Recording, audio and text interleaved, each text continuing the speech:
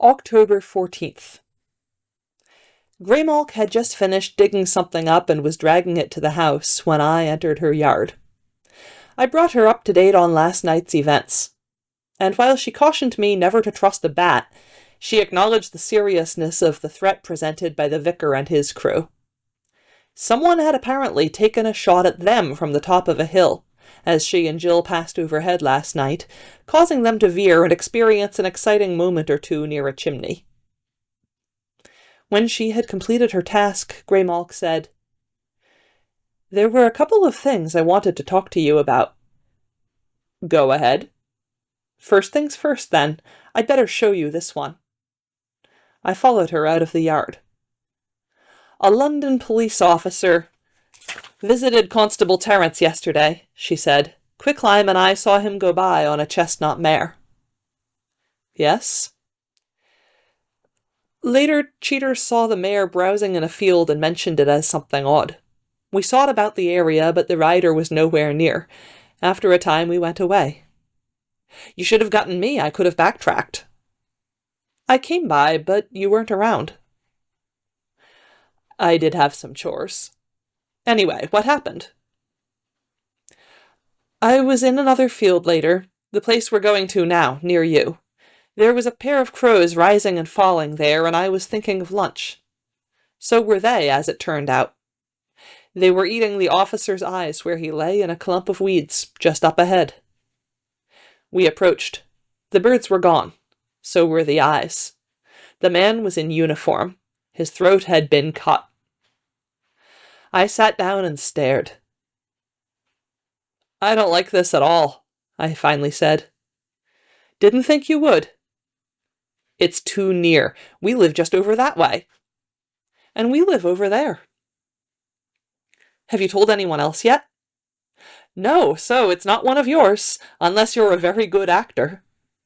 I shook my head. "It doesn't make any sense." "Jack is supposed to have magical control over a certain ritual blade." "And Owen has a sickle. So what? And Rastov has an amazing icon, drawn by a mad Arab who'd given up on Islam. But he could have used a kitchen knife, and Jill has her broom. She could still find something to cut a throat with." "You know about the icon?" "Sure, it's my job, keeping track of the tools. I'm a watcher, remember? And the Count probably has the ring and the good doctor the bowl. I think it's just a regular killing. But now we're stuck with a body in the neighborhood, and not just any body, it's a policeman.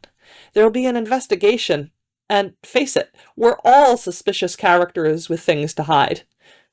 We only planned to be here for a few weeks. We do as much as we can of the active stuff outside the area for now. We try to stay relatively inconspicuous here, but we're all transients with strange histories. This is going to spoil a lot of planning." "If the body is found." "Yes." "Couldn't you dig a hole, push it in, and cover it up? The way you do with bones, only bigger?" "They'd spot a new grave once they start looking. No. We have to get it out of here."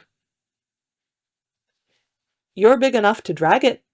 Could you get it to that ruined church, push it down the opening?" "Still too near. And it might scare the Count into moving for fear people will be poking around here." "So?" "I like knowing where he is. If he moves, we'll have to find him again." "The body," she said, interrupting an intriguing chain of speculation.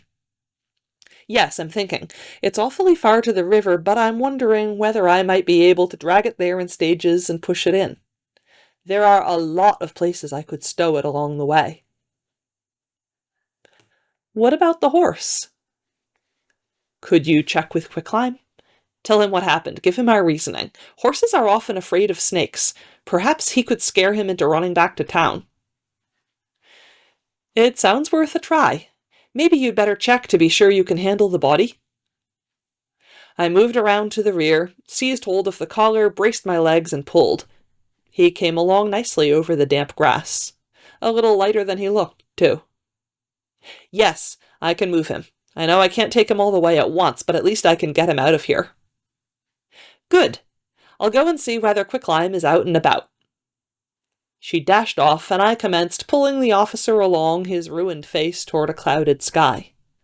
All afternoon I dragged and rested, hiding him twice. Once when people were about, another time to return home and make my rounds. And the thing in the steamer trunk was acting up again. At one point, the horse did trot by along the roadside. I was bushed by evening, and returned home to nap and eat, leaving the corpse in a copse. I wasn't even halfway there yet.